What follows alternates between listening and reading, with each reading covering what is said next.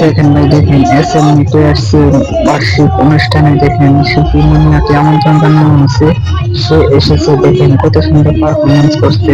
তার গান শুনে আমরা সবাই মুগ্ধ, আমরা সবাই তার গান উপভোগ করি।